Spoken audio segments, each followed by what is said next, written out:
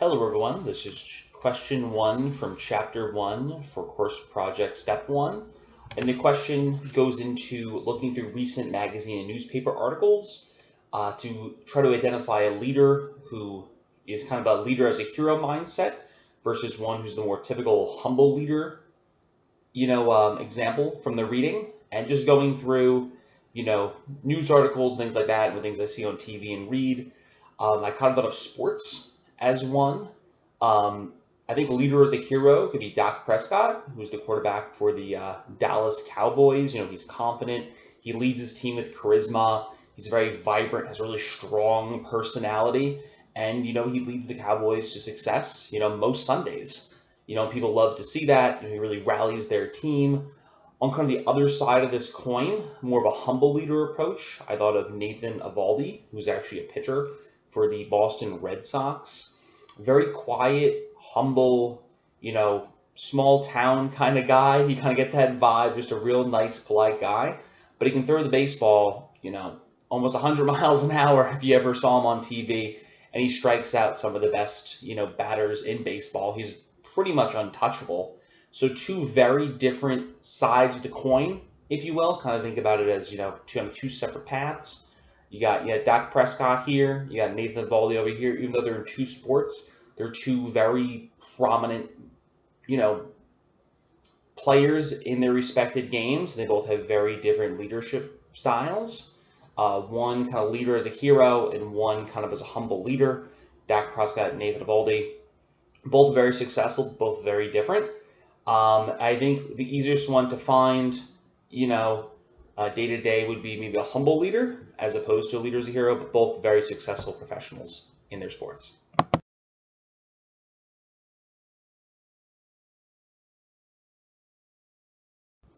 So question 2 for chapter 2, it talks about picking 3 traits from the list in exhibit 2.1 in the textbook, listed under some leader characteristics there. And it kind of talks about the question, what's the most valuable for a leader in an operational role?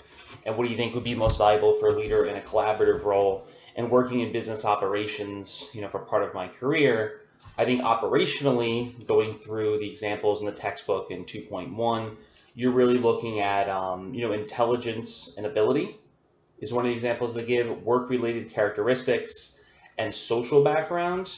I think an organizational sort of role, you're not really looking at sort of a collaborative approach, and there is some collaborative that rolls into operational. You're trying to look for somebody who's, intelligent, has strong cognitive abilities, who's dependable, and who has, quite mobile and has a high education.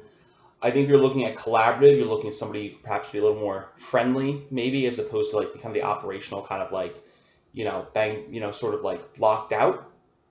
If you're looking at collaborative, you're looking at personal characteristics, optimism, are they cheerful? If you want to collaborate with someone, you want to make sure they're pleasant to be around, definitely not a bad thing to have. That they're diplomatic under social characteristics, they have good interpersonal skills. If you're going to collaborate with this person, you want to make sure they can communicate back and forth, they're cooperative. And also under personality, you want to have somebody who's, under personal characteristics, energy, passion, humility, personality, again, going back to optimism and cheerfulness. Kind of two separate things. I think for the operational, you're really looking at intelligence and ability, work-related characteristics, social background. And for collaborative, it's really personal characteristics, social characteristics, and personality, as outlined, there in the textbook. I think would be the most appropriate for, both side leaders in operational and collaborative. All right, question 3 for chapter 3. The question is, think back to teachers and or supervisors you've had. Identify one who fits a supportive style, directive style, participative style, achievement-oriented style. According to the Papal theory, what style do you find most effective and why? So if you look through the reading, we see there is supportive, directive, participative, and achievement-oriented. Supportive and directive, definitely some of the teachers I've had, and mid-management at some of the companies I've had, since graduating college. Participative, definitely some of the more senior managers I've had, luckily, since graduating. And achievement-oriented, definitely maybe like sports coaches in high school, stuff like that. If I'm thinking of perhaps a prop, you might think of it as perhaps different like spices, in a kitchen. I know it's kind of a loose prop, but each one has their own different style, kind of flavoring to it, their own little flair. But they all, are, have their own style, which, is effective in one thing or another. You might not use this spice for this or this spice for that, but they each have their own, real important style that they bring to the organization or whatever situation it is that fits, that particular one. So between the three, what do I find most effective? I think that supportive is definitely most effective. Encouraging subordinates really to try to work hard, achieve those goals. I find is better than directive, participative, or achievement oriented. Not that any of those are bad; they all have their time and place depending what's going on. But I think overall, supportive, what I found in my career, is probably the best practice when it comes to style for supervisors or teachers, things like that.